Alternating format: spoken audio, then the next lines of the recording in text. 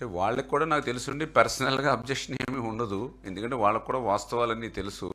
కాకపోతే ఆ రాష్ట్రంలో వాళ్ళకి ఏంటంటే ఓటింగ్ ఎలక్షన్స్ వాళ్ళు మేనేజ్మెంట్ కోసం వాళ్ళు చేసేట ప్రయత్నం అని చెప్పేమో అని నేను వ్యక్తిగతంగా అనుకుంటూ ఉన్నటువంటి పరిస్థితి. ఎందుకంటే వాస్తవంగా వాళ్ళు కూడా విజ్ఞులు, అందరికీ తెలుసు. ఇప్పుడు మనం ఈ నీటిని ఉపయోగించుకోకపోతే సముద్రంలో పోతూ ఉంది. సముద్రంలో పోయే నీటిని మనం ఉపయోగించుకున్నాం. రేపొద్దున భవిష్యత్తులో కూడా వాళ్ళకి కూడా ఇప్పుడు మనం గోదావరి నుంచి కృష్ణాకి ఎక్కువ వాటర్ తీసుకుంటే వాళ్ళకి కూడా రేపొద్దున ఈ ఎక్కువ వాటర్ కృష్ణాలో వస్తే భవిష్యత్తులో వాళ్ళకి కూడా దీనివల్ల తెలంగాణకు కూడా లాభం కలుగుతుంది భవిష్యత్తులో కూడా. నదుల అనుసంధానం వల్ల అన్ని రాష్ట్రాలకి సమన్యాయం జరుగుతుంది. అన్ని రాష్ట్రాలు ఎక్కడైతే ఈ వర్షాభావ పరిస్థితులు ఎక్కడైతే ఉంటాయో ఆ ప్రాంతాలకు కూడా న్యాయం జరుగుతుంది తప్పనిసరిగా.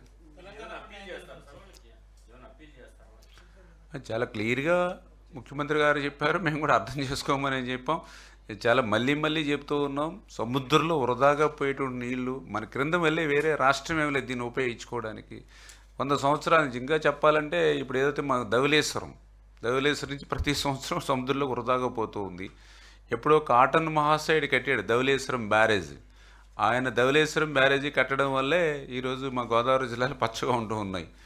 ఆ కాటన్ మహాశయుడు మనవరాలు ఆ ధవళేశ్వరం బ్యారేజీకి వచ్చి, అరే మా తాత ఈ బ్యారేజీ కట్టిన తర్వాత ఇప్పుడు వరకు అసలు పైన ప్రాజెక్టే కట్టలేకపోయారా, ఇంతటి నీరు వృధాగా సముద్రంలో పోతుందని సాక్షాత్తు కాటన్ మహాశయుడు మనవరాలే మాట్లాడినటువంటి పరిస్థితి, ఆవేదన వ్యక్తం చేసినటువంటి పరిస్థితి. అంచేత అట్లా సముద్రంలోకి వృధాగా పోయేటువంటి నీరు మేము అవ్వచ్చు, ఇంకో రాష్ట్రం అవ్వచ్చు, ఎవరైనా భారతీయులు ముందు మనం అందరం కూడా, అందులోనూ ప్రత్యేకించి మనందరం తెలుగు వాళ్ళం. అంచేత ఖచ్చితంగా ఎవరికి అవకాశం ఉండి ఎవరు యూటిలైజేషన్ చేసుకోవచ్చు. ఖచ్చితంగా దీనివల్ల భవిష్యత్తులో కూడా నాకు తెలుసుండి తెలంగాణకు కూడా లాభం కలుగుతుందని చెప్పి నేను అనుకుంటున్నాను.